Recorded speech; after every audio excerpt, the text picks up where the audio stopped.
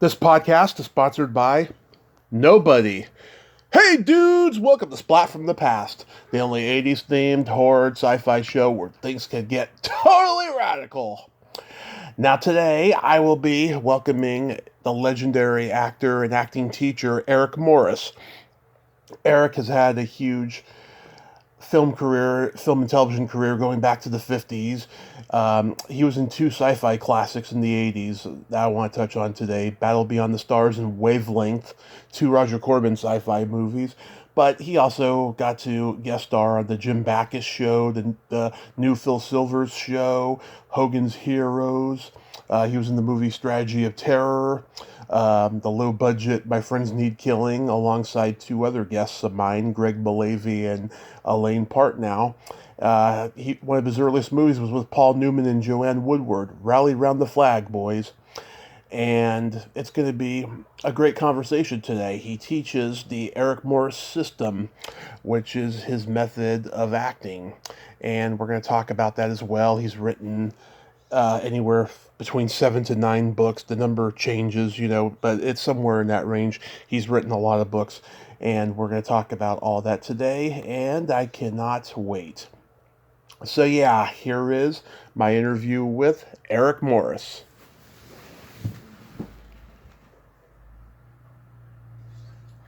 Hey Eric, welcome to the show. How are you today, sir? I'm good. How are you, Tommy? I am just spectacular. I want to thank you so much for taking the time today. This is an honor.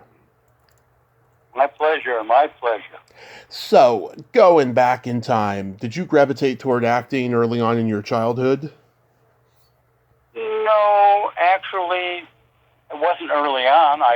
You can say it was childhood. I actually started to pursue my training in college. I was about 19, and I went to a junior college and then went to Northwestern University as a theater major. Right. And actually, my career started in 1950 in training, and my actual career in Hollywood started in 1957 after I got out of the Army. It was the day of drafting people.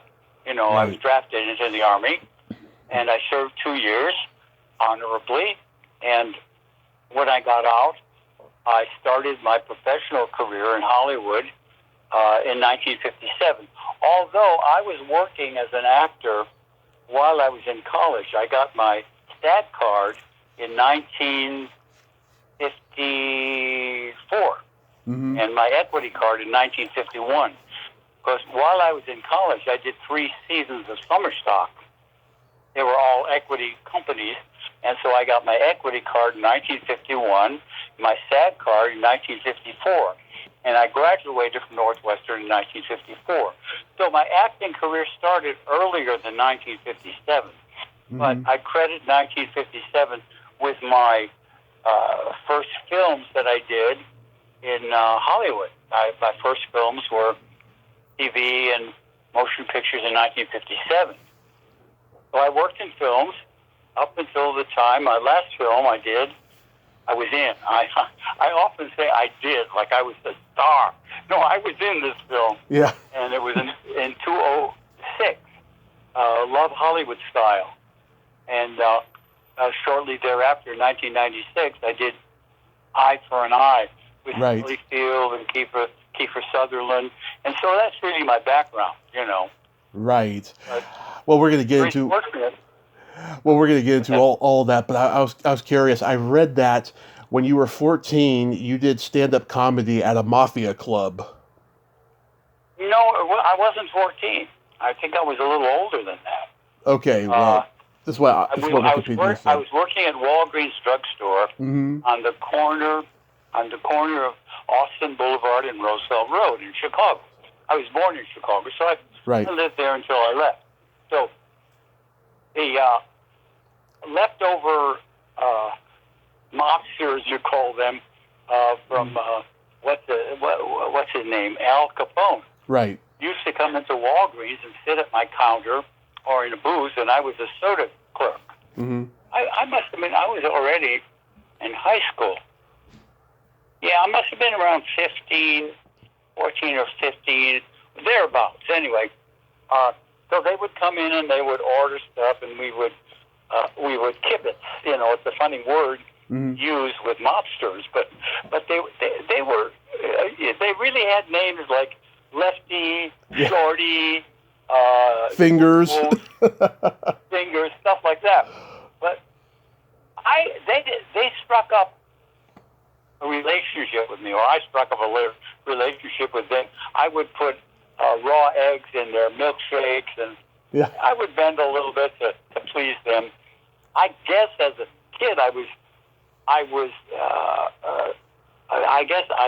impressed by the fact that Big Al, they called him Big Al, was in Sing Sing, not Sing Sing, San Quentin, over in, you know, where he died, I guess, I don't know. But they used to talk about Big Al and how he was so maligned and criticized. He was really good to people. He was a great guy. Well, anyway, what happened was I would tell jokes. Right. And they thought it was really funny. I was really, you know, kid, you're a good kid. You're a funny guy. You're a funny guy. I come in here, you make me laugh. I like it.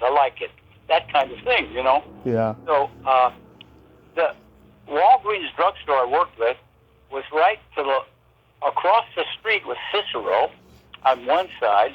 Above that, Austin Boulevard was Oak Park.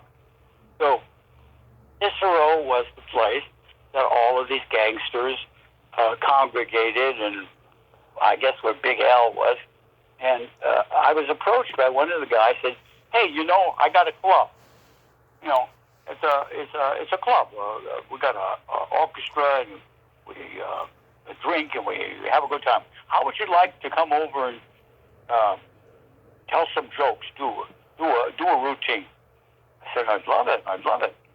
So I went over there. They had a sound stage which was 4 feet by 4 feet by 4 feet that I would stand on, and behind me was the orchestra when the orchestra was playing. Well, they weren't there when I was talking. They would come in later. So I would tell jokes and nobody would laugh because they were all interested in drinking and whoring and whatever they were doing. They weren't paying any attention to me. Every once in a while, I hear a little ha ha ha ha somewhere in the dark, you know. And so I did that for a very short time. I'm surprised that you picked that up. And this guy, I don't remember his name, is one of those lefty, no nose, fingers, whatever. Yeah. Approached me and he said, "Hey kid, I got to talk with you. I don't want to hurt your feelings. You're a good kid. I like you. But you know, I got to let you go. You're a kid. You're a minor. And you know, the police are just looking, the cops are just looking for ways to bust me, you know. They still got a hard on for those, you know, for Big Al." Yeah. So he shook my hand and there were two $20 bills in it. Well, that was in the 40s. That was 49, 48. You know how much 2 20s was? $40. I started working at Walgreens for 63 cents an hour. And I got up to maybe 85 cents. That's what people were earning. A married man living with his wife was earning $10 to $12 a week. And $12 a week, that was already a good salary, you know? Yeah. When he pressed 2 20s in my hand, I go, "Oh my God, that's a fortune," you know? And that was my end. That was my beginning and end of stand-up. Wow. I did comedy later in college, and I didn't do stand-up, but I did shows, variety shows in college and all that. And I was funny, and I did things, but that was my only stand-up experience. Funny you should pick that up. I almost forgot it, you know? Well, I did stand up for 10 years, and whenever I find out someone did stand up, I gotta find out what their experience was like, you know? Well, my experience was very disappointing because nobody paid attention to me. They were all, you know, part or parcel of the friends of the mobsters, you know, gangsters. But I have to tell you, this is going to sound very strange. I like those guys. They like me. I like them. They were never threatening.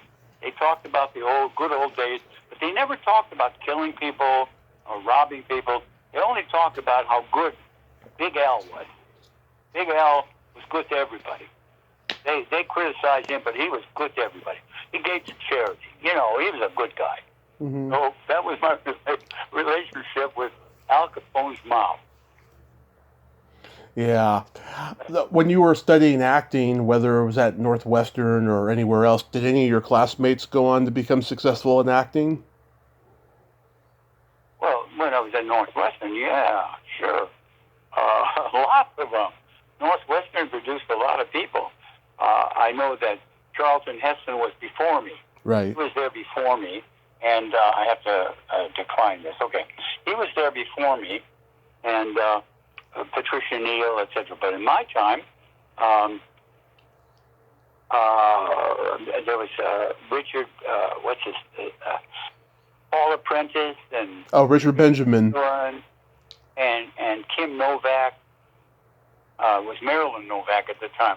We did a play together. I used to drive her home from performances and rehearsals. Her name was Marilyn Novak, and she lived in Chicago at the time. And then we struck up a friendship at Wright Junior College, and she got her first start in one of those shows where they're promoting something. She said to me once that we were sitting at a table, and she said, I got this job. It's a kind of a modeling job. My name was at the time was Fred. Frederick Stein was my original name. So she said, I hate it. If this is going to be my future, I'm going to look for something else to do. I stand in front of a refrigerator for 8 hours. That's no way to live. That's no career. I said, well, maybe it's just a temporary thing. Modeling affords a lot of different venues, Anyway, you want to hear the story about Marilyn Monroe, how Marilyn became Kim and became a movie star? How? Would you like to hear that? Oh, yeah, absolutely. Okay, Harry Cohn, King Cohn, was head of Columbia Pictures. Right. He was a shit, Yep. rotten guy, and all of that. I didn't know. My brother was under contract to Columbia and did 30 pictures there. My brother was Edmund. I come from kind of a theatrical background. My brother Ed was a actor-writer. My brother Phil was a techie turned producer. He was with Harry Belafonte as his producer and business partner for 11 years.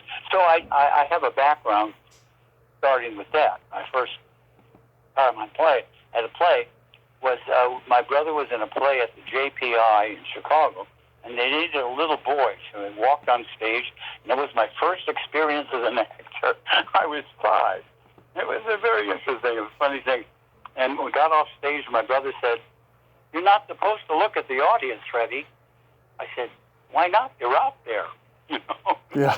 So that was my first. Anyway, Kim Novak. Amazing. Incidentally, she was a nice person, a real nice person. Harry Cohn, she was under contract for $150 a week. Right. Columbia. Benno Schneider was the coach, Mm-hmm. and his wife was Batami Schneider. She didn't work at Columbia. Benno did. So Rita Hayward had a knockdown, drag-out fight with Harry Cohn. Everybody in the studio heard it. He slammed the door and walked out. He called Benno Schneider, and he said, "I want you to make me a star. I'm going to replace that goddamn bitch. I hate that whore, blah, blah, blah, blah, blah," all of that. Mm-hmm. And these are secondhand information I got. But my brother was a friend of Benno Schneider's, so I got a little inside information. So he said, "Who you got?" He said, "Well, I got this Marilyn Novak. She's pretty good. She's beautiful." And he said, "Oh no, I told you to dump her, and you went to bat for her for whatever reason. I told you to dump her. That girl has no future." He said, "I think she does." So he said, "Okay, all right, I'll take your word." He put her in the first movie called EFFT, Fit, and it was a bomb. Mm-hmm. But from that on, the history is she became a movie star, you know? Right. So, Never tell anybody they're not going to make it, because they will. yeah, you know, I think she changed her name because of Marilyn Monroe. I guess that was the motivation for that. But she became Kim Novak. And when I was at Northwestern, I guess, she sent me a beautiful card with purple, with her name on it, wishing me luck and nice hearing. I sent her a letter. Nice hearing from me. I hope you do well in Hollywood. Blah, blah, blah, blah. It was nuts. It was nice. Wow. We remember little things like that. Yeah. So, getting into film and TV credits, one of the first films you did was Monkey on My Back with Cameron Mitchell, Jack Albertson, Kathy Garver. You play a soldier. What do you remember about that? Oh, I remember that very well. It was the Barney Ross story. Barney Ross was a fighter. Mm-hmm. Well, you know, I never ended up in the movie. I'm going to tell you how I got the movie. Ted Post was originally hired to direct the movie. Right. And my brother was a very close friend to Ted from New York. And so he put me in the movie. My brother said, give him someone. Doesn't have to have lines. Give him his first start. So we went through the swamps on Universal Ranch, and I forget the guy's name. He was a movie star, kind of minor movie star, playing Barney Ross. He was under contract to 20th.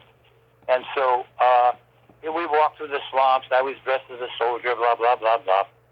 And they fired Ted Post. We shot for 2 or 3 days, I think we shot.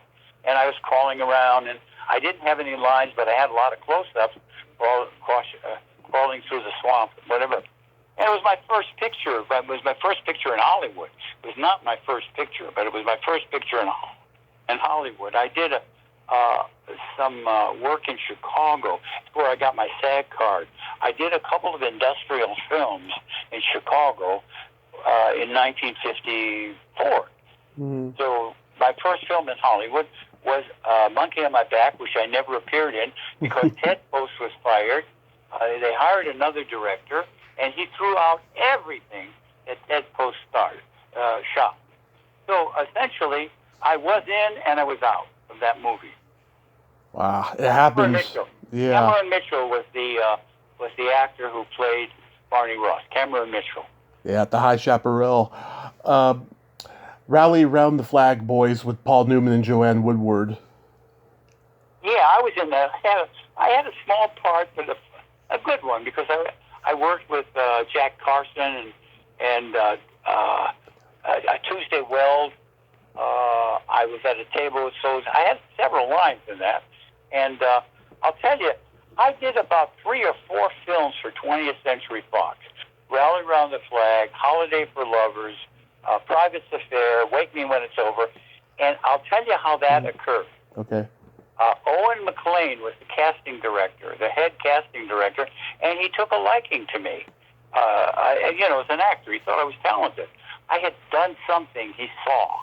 And so he kept calling me in to do work there. So I did a film also.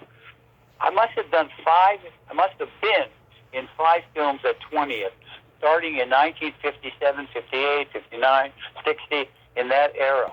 And I worked with the legendary directors, at that time. Mm-hmm. Forget the guy who directed Wake Me When It's Over, Mervyn LeRoy. Okay. And a couple of other legendary directors, and the legendary director of photography, Leon, what was his name? I forget his last name. He was legendary. So essentially, it was a period of time in old Hollywood that was very, very memorable. One of those pictures that I was in, Private's Affair, very interesting experience.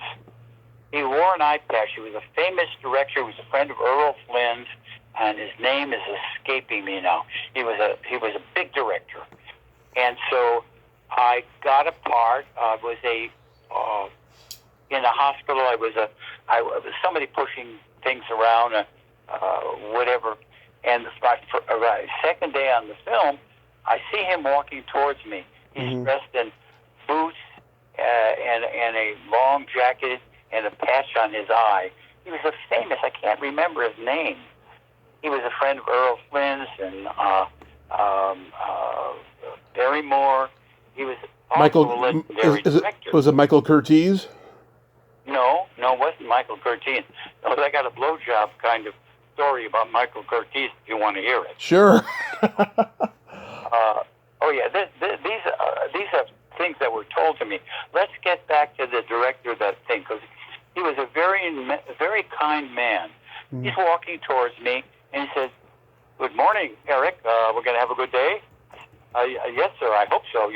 I was a little taken aback by it because, he was a big guy. Well, Michael Curtiz was getting a blowjob behind a set. Yeah. And they came. I don't know if they did. I don't know if they did this on purpose, but they moved the set and exposed them to the entire soundstage. And when he actually discovered he was on, everybody was seeing him. He said, "Hey, get away from me! What are you doing? Get out here! Stop that!" And that's a true story, What was it, a man or a woman with him? It was a woman. Okay. It was a man. I don't know what his sexual preferences were, and I didn't know him personally. But I would love to remember the name of that director. He wore an eye patch. Oh. He was dressed in... Andre de Toth? No. Andre de Toth was the guy who took over for Ted Post in Monkey on My Back. Raoul Walsh? Raoul Walsh, that's it. Okay. He did it. Okay. Raoul Walsh. And he was a very kind man. Very kind, nice guy. And did you hear the story that he did with John Barrymore? No. This is also a true story. I'm loaded with them. I wrote a book called My Hollywood Stories. Right. It's a very interesting book because it's got all of the people I ran into, crossed my path, I crossed theirs, stories I've heard. It's a very interesting book. It's called My Hollywood Stories. And it's a very quick and fun read. I'm not selling it to you. I'm just telling you it's one of my 10 books. I'll check it out.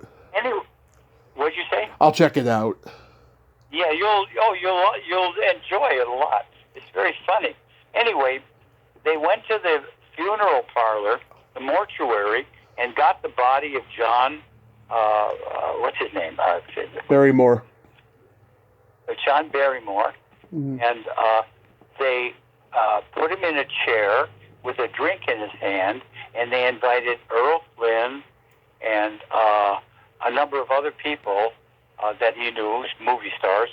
They'd come in, and there was John Barrymore, dead in a chair, in a director's chair with a drink in his hand. These are interesting stories, but as far as I know, they're all true, Mm-hmm.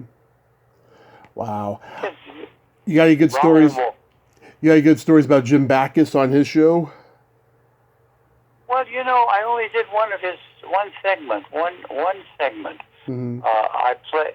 It was called The Nephew, and I played the fraudulent nephew. It was an interesting small part, but I enjoyed doing it. I never met him. I never met him. He was never in the scenes that I was in. So, yeah, I did one episode of his show, the Jim Backus show. Yes. Mm-hmm. How about Phil Silvers? Oh, there's a lovely story for that. Anyway, Evelyn Patrick Silvers, came to my class. And I was already teaching, and she got very involved in the work in the class, and we became friends. My first wife, Jean, and I had at least one child at the time, became friends, and we would go over on Sundays, Beverly Hills, Bill Silver's house, and I guess my son Jeff, I think Susie was already born, would play with his daughters. He had 5 daughters. One was a set of twins. And we got very close, Phil and Evelyn, and I was invited to all their parties with Jack Benny and Buddy Hackett and the Marks, Mark's, what's his name? Oh, he was Sergeant. Mark. And so we became friends. And when they were going to start the show, the new Phil Silver show, the one was shot in New York, was called You'll Never Get Rich, and he played Sergeant Bilko. So they thought they would revive it. Didn't go, really. In 1964, and Evelyn suggested that I read for the show. And Phil was very open to it because he really liked me, you know. Mm-hmm. And so I auditioned and I got a job. I got a running role in it. My name was Stanley the Computer. Right. And so the first 3 or 4 segments I wasn't in. They didn't write me in. But I was on the set. I was on the set for those 4 shows. I didn't work, but I was there. And then I finally did 3 segments, I think, of it. And they canceled the show and moved it into his house. They canceled the show because it didn't go as Harry Grafton, who was like Sergeant Bilko in a civilian. And it didn't go. It just didn't. The Army thing wasn't there, and it didn't play. So they canceled it, and I was out of a job. I thought that was the beginning of my career. It was the first series that I had ever been cast in. I thought, oh my God, I think that was the beginning of my career. And of course, what am I going to say? I was out of a job. But my relationship with Phil and Evelyn continued, and I remember when we were on the show, Phil had very bad eyesight, Uh-huh. and he wouldn't wear his glasses on camera, and he wouldn't drive. So I would pick him up. I'd drive from Hollywood or the Valley. At that time, I was living in the Valley. I would pick him up and drive him to the studio every morning. So he was a decent human being, but he was very troubled. Yeah. He was very troubled. He gambled. Happy. Oh yeah, he was a gambler anonymous, you know. Yeah. He was like an alcoholic, and they ripped him off at the Briars Club, and of course they cheated him. They cheated everybody. They had somebody looking down and reading cards, you know, and they were busted by it. They were busted, but still, I felt bad for him. Yeah. I mean, he would open up to me. I'm kind of a kid in terms of where he was in his career at the time. And he would open up to me and he would talk about his life and everything. It was very personal. I guess he trusted me because I never repeated anything he told me, and I won't repeat anything now. Yeah. You know, but there's a lot of people that you gravitate towards. One of them, as I said, I was very impressed with Raoul Walsh. I have a real soft spot for Gregory Peck. He was probably the most decent human being, liberal. I liked his life, his politics, his acting. He was a very decent guy, Gregory Peck. And so I have a story about him if you want to hear it. Sure. There was a movie they were casting in Hollywood called Pork Chop Hill. Oh, yeah. Everybody I knew got cast in Pork Chop Hill. Right. I didn't. I was crestfallen. So the film was finished. Talked up. That's another miss. Mm-hmm. Eddie Wookie, my agent, called me and said, "Hey, Eric, I got good news for you. They're doing they're adding scenes to Pork Chop Hill. I got you 2 days on it." So I said, "Hey, that's great. That's wonderful." The guy who was directing it won an Academy Award for All Quiet on the Western Front. Louis Milestone. Milestone. Louis Milestone. Mm-hmm. Who was a real arrogant shit to begin with. Okay. So I'm hired, and it's an extra. But he didn't want extras. He wanted to hire actors. So I was an actor, and Stan Young was another actor who was hired to do these reshoots. Okay. We were jumping in and out of things and whatever. And so my first day on the thing, I'm walking. We shot at Samuel Goldwyn Studios, and I was walking, and Gregory Peck is walking towards me, and he stopped, just slowed his gait down, and said, "Good morning, Eric. How are you?" Well, I couldn't talk. I mean, I couldn't talk.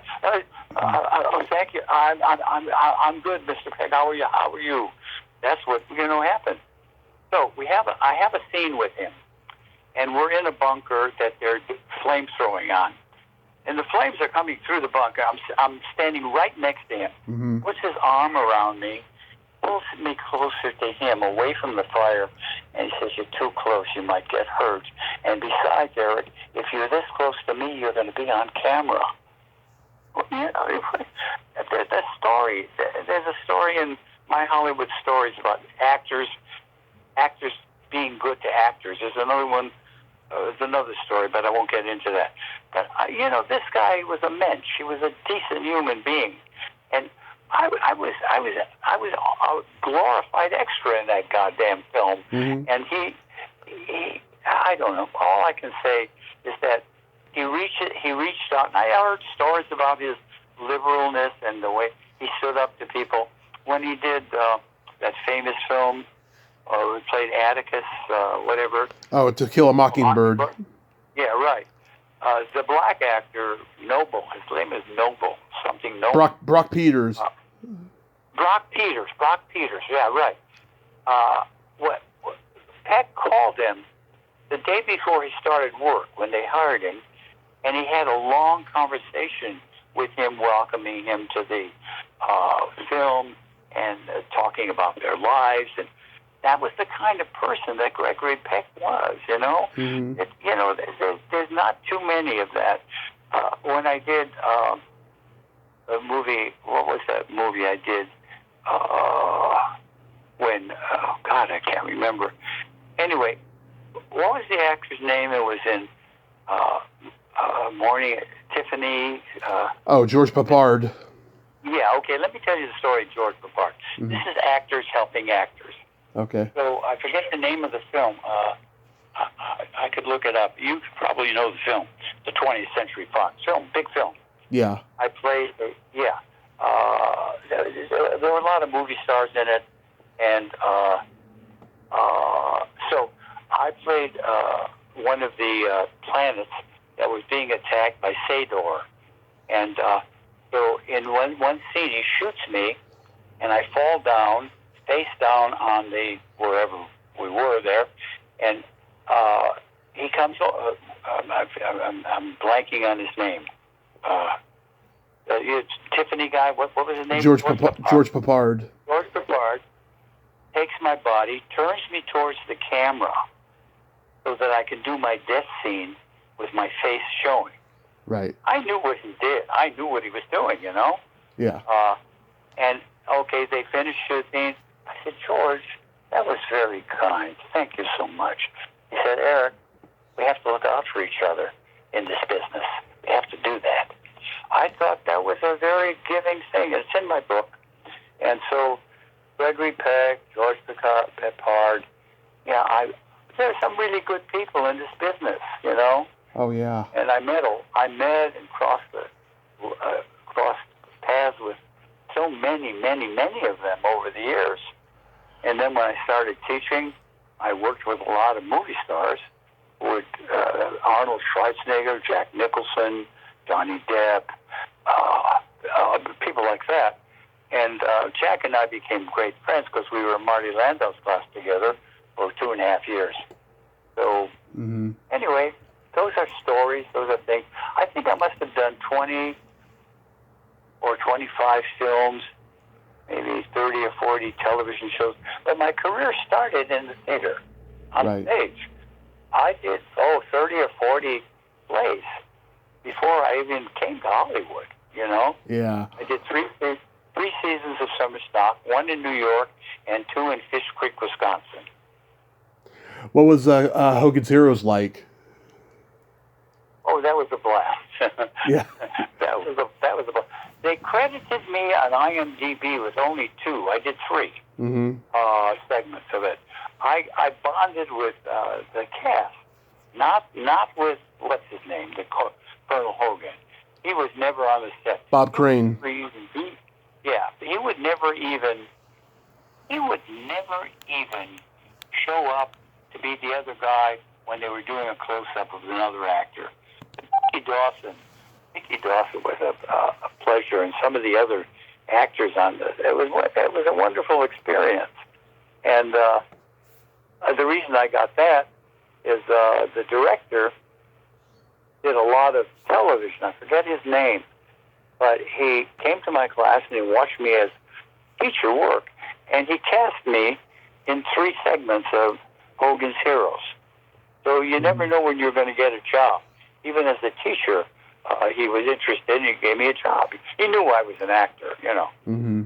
So there's a lot of memorabilia. I'm 91 and 4 months old, and I've spent my whole life doing this. I have never done anything else except part-time jobs to see me through school, you know. Oh, yeah. But I've never done anything else except act, doing a little directing, theater directing, and writing all these books, you know. Actually, writing all these, I created a system over a period of time, over 30, 40 years, and it's I have it documented in 10 books. Mm-hmm. And I was influenced, and I stand on the shoulders of Stanislavski and Lee Strasberg. But my work, and this is not an ego trip, my work actually goes far beyond the original precepts of Stanislavski and even Lee Strasberg, because I do something that I am not aware that any other teacher anywhere does. Right. I created a thing called instrumental work, instrumental therapy work, and I probably created maybe 1,000 exercises over a period of years and years to liberate the actor from tension, fear, dependencies, leadership, imposition, concept, and imposing behavior like that. So I wrote a book on that too, called Freeing the Actor, right? Which has 600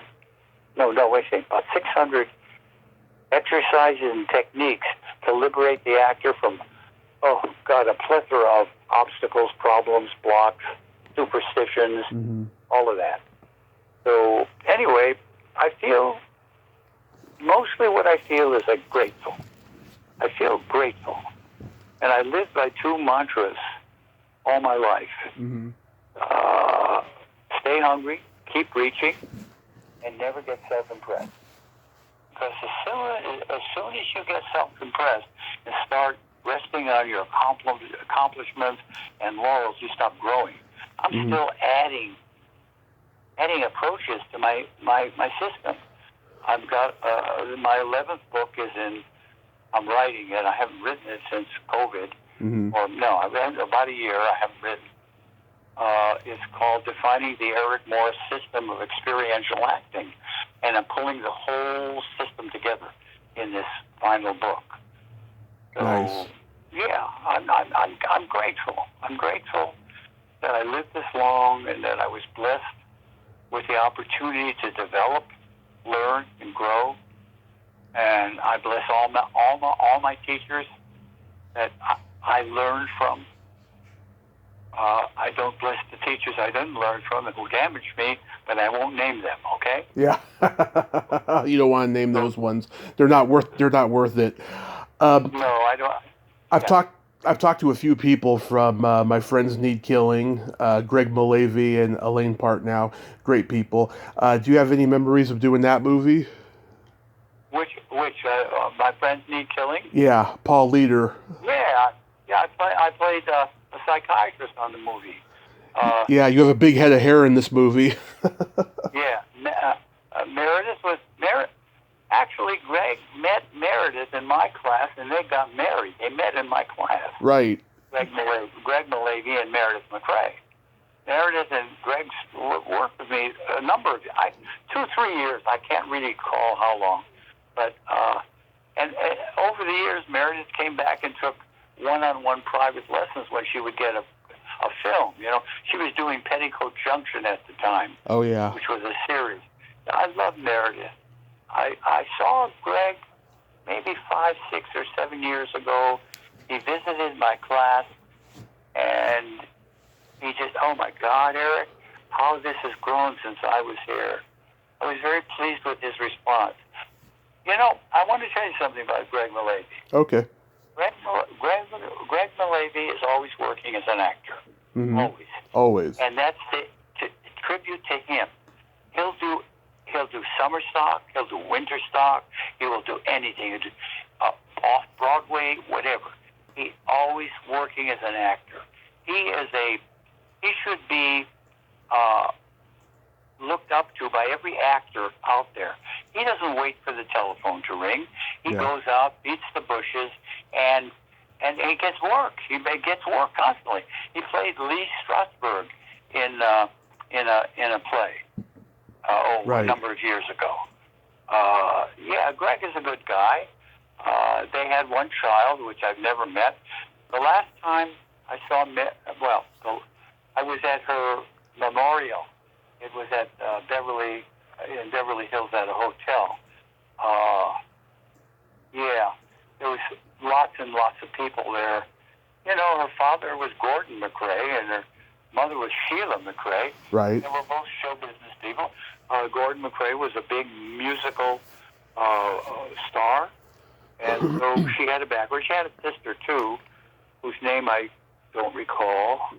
Met her once. Mm-hmm. Greg is he should be really looked up to by every actor out there because he really beats the bushes. He's never unemployed. He's a sweetheart of a guy, a real sweetheart. I'm a huge fan of Battle Beyond the Stars. I've talked to a few people for a bit. I remember turning it on when I was 7 and seeing aliens eat hot dogs. Do you recall anything from this set? From Battle Beyond the Stars? Yeah. Well, that was an interesting film. Mm-hmm. I enjoyed doing it. Well, let me tell you a story about that one, okay? Mm-hmm. Roger Corman. I could write a book about Roger Corman. Yeah. I should really. I can't. I don't have the time left. Yeah. I write a book about him that would... what I know about him and what I've experienced with him and his brother Gene Corman, who is a total opposite Gene Corman from Roger Corman. But I'm not going to say anything about it. Yeah. But Roger Corman threw me a bone, gave me a part in that movie, you know? Yeah. And the reason he did is he wanted me to coach the actors. He saw my work at the Actors Studio, and he was very impressed with me, the way I creatively manipulated actors. So he hired me to coach the actors, and he threw me a bone, and I had a part. F.E.H. Fett was the name of my character, and I guess I had as much to do on it as any of the other, except Jeff Corey. He was a principal in it, and we all sat at a table. I had a lot of scenes. I was killed in that film, and he turned me around face down. I told that story already. So he threw me a bone, and I took it because I'm an actor, right? Okay. Mm-hmm. So there was a woman on it. She played she was one of the female leads, Darlene Flugel. Oh, yeah. Okay? Loved her. Darlene Flugel, I just loved her. I loved her. Anyway, the first day of shooting, and she's blowing the lines. Mm-hmm. Roger Corman storms off the set and he says, "Get rid of her. Get on the phone. Give me something else. Give me somebody else right now. We can't lose the time." I said, Roger, wait a minute. Give me an hour. We're going on lunch break right after this. Let me work with her for an hour. You hired me to do this. He said, okay, 1 hour. After lunch, if she fucks up, she's gone. Wow. Okay, all right. Wow. So I sat with her in her dressing room we were eating. I don't know where we got our food, but we were eating. And I built her up, making her feel good. I worked on her ego, her self-esteem. I talked about her other work she did. And I said, I'm very impressed with you, you know. I said, look, if your first day on a set, I'm an actor. I used to shake. I used to hide my shaking and fear every time I would get a job, first day on any set. I was the new boy on the block. And I was, this is normal. Yeah. Don't even give it a second thought. You know what to do, and you know how to do it. And so trust yourself. You're beautiful. So we had lunch. They set up the thing. She does beautiful first take. They print the first take. They don't need a second one. Mm-hmm. And Roger's standing there like a hawk, looking to see what's going to happen. He's going might have cost him another $300 or whatever, because the man was very concerned about how much he was spending and what it was costing him. I could tell stories. I'm not going to go into that. Okay. Yeah. So he walks up to me and he says, okay, so suppose you want me to thank you? I said, no, Roger, it's not necessary. And he walks off. And wow. That was the story with Corman on this set. And I got the part because he wanted me there, you know, mm-hmm. to work with anybody that had. He said Jimmy Murakami, who was the director, was actually a director of photography on many films, but he had no knowledge of actors or how to deal with them. I was his backup. I was Corman's backup because Jimmy Murakami knew nothing about acting, you know, or actors. Yeah. So he hired me for that. And that was the only experience I had where I had to do work and save Darlene. We bonded as two people. I thought she was very attractive. I was married to my second wife. I wasn't going to cross that line, but there was something happening, you know. I don't know. Nothing happened. But well, the editor, Alan Holzman, he wrote a whole book about Battle Beyond the Stars. It's been out for a couple of years. I got to get it. He was on here a couple of years ago talking about it. And I recently talked to Marta Kristen, who was also in the movie, but she didn't really have anything to say. She only had like a quick scene or something or two. Do you have a quick story about Wavelength? Oh, Wavelength, yeah. Okay, yeah. I played Dr. Vernon Cottrell. Mm-hmm. I was a naval captain, but I was an MD, naval captain. And so I was sporting a beard at the time, and the director, whose name eludes me, but he... Mike Gray? Yeah, Mike Gray. He did a film with Douglas, Michael Douglas, that was a very popular film about a nuclear plant that was going to blow up or something. The China Syndrome. China Syndrome, right. Yeah. And so he was directing this, and he liked that I had a beard, because at that time in the Navy you could sport a beard as long as it was well, you know, coiffured. So I got into that film, and it was a alien spaceship landed or crashed in the Laurel Canyon, and so all these aliens, some of them were killed, and I was a doctor surgeon who had to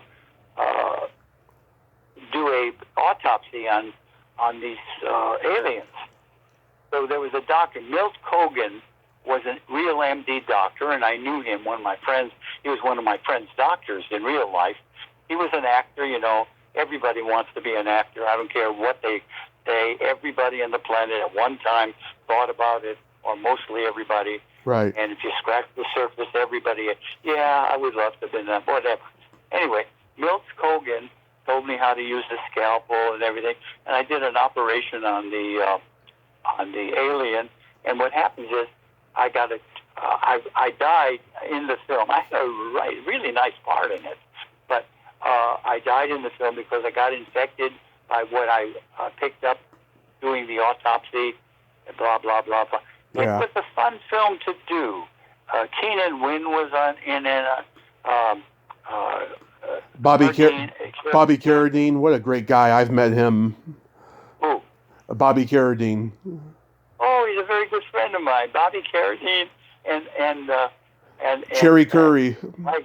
Michael Bowen, who had the same father but a different mother, anyway. Yeah. Those they become very close friends of mine. Yeah, Bobby Carradine. I haven't seen him in years, but Bobby Carradine, Sherry, somebody was on it. Keenan Wynn. It was an interesting film, and I enjoyed doing it. And I had no problems on the film at all. I died beautifully on it, and I wore a naval captain's costume, and I had a beard, and it was fun. It was really fun to do. I remember it as one of the good ones, you know. Yeah. And of course, Cherry's sister, Sandra Curry. I interviewed her recently. Great lady. Yeah, it was Sherry Curry, wasn't it? Sherry Curry? Yeah. Sherry Curry. Yeah. And her sister was who? Sandra Curry. Uh-huh. She was a Milton Casellas student. Well, I knew Milton. Yeah. I knew Milton. I helped him with some advice to publish his book. He was a very interesting guy. You know, we had a session where we talked, just talked, and he asked me questions about the publishing business. I've been in publishing now for 30 years, you know. I only publish my own books, but I know the business. So I talked to him. He questioned me. He was a painter too, you know. And about 3 days after our conversation, I got a knock on my door, and they delivered this huge fruit thing, edible fruits, whatever. It must have been so big it could have fed a battalion of soldiers. He was so appreciative. He called me. He said our conversation was very helpful. And then he had his book published, I guess. But he didn't know how to go about getting a distributor or what that was like or how to avoid getting ripped off. I had a distributor who I recommended to him, and I don't know if they ever got together. I never followed through on that. But he was a very interesting guy. Yeah. Very interesting man, yeah. Do you enjoy writing and teaching more than acting? You know, that is a wonderful, wonderful, wonderful question. My heart and the blood that runs through my veins and arteries, I'm an actor. And I tell you another story. Okay. Really important about Jack Nicholson. Okay.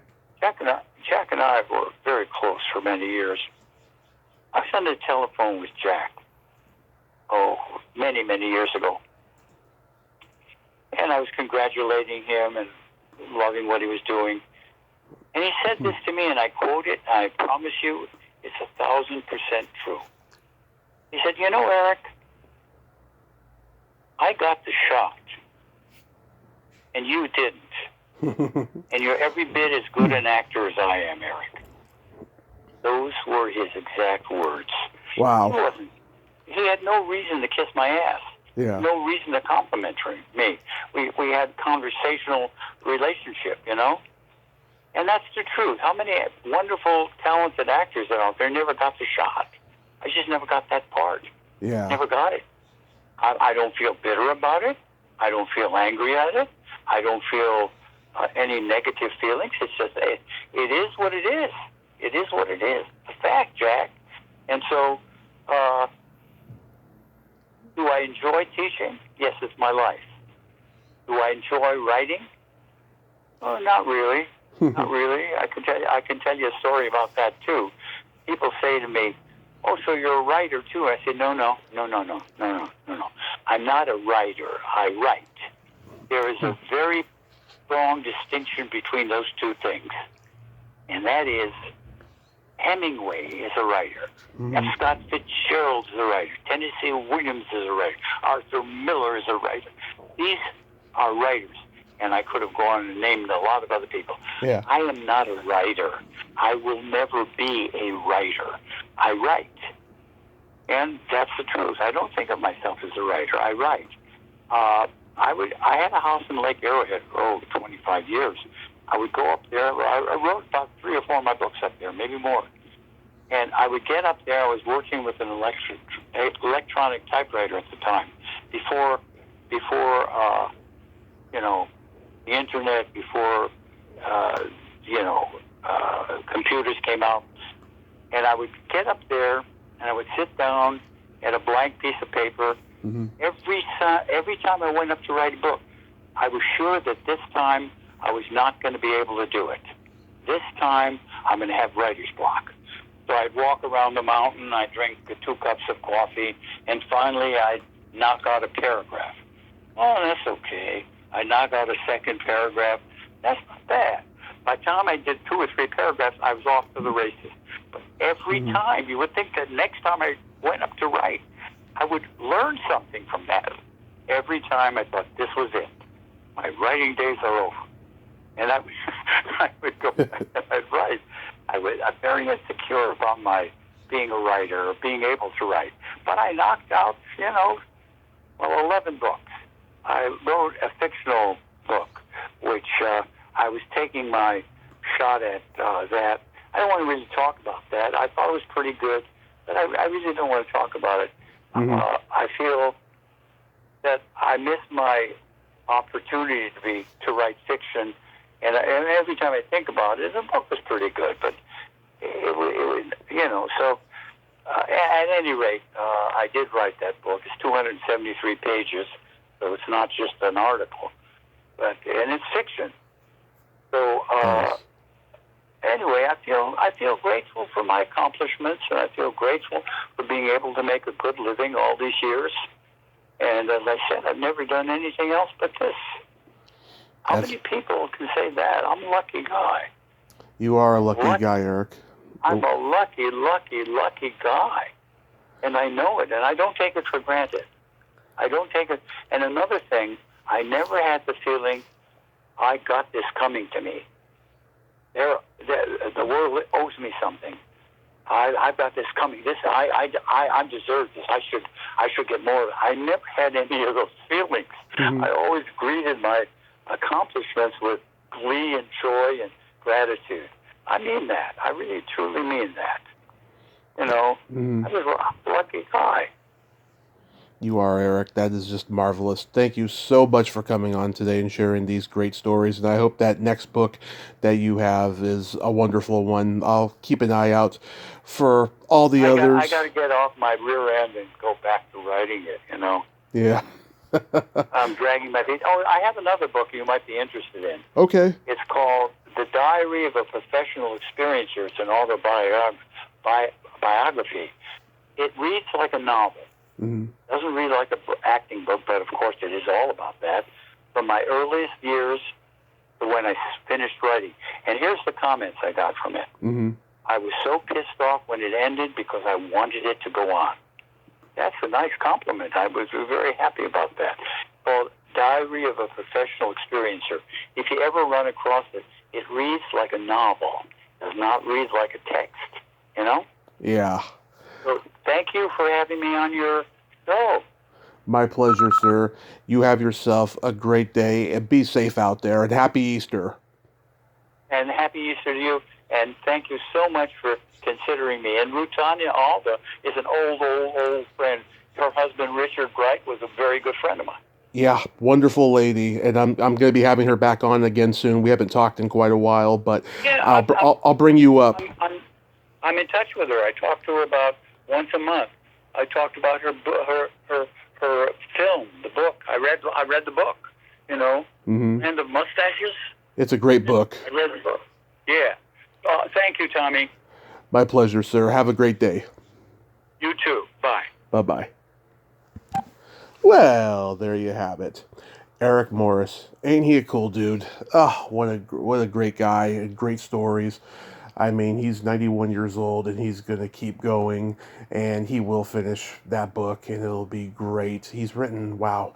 Okay, in the beginning I said 7 to 9 books, so it will be 11, he said, so it's 10 right now.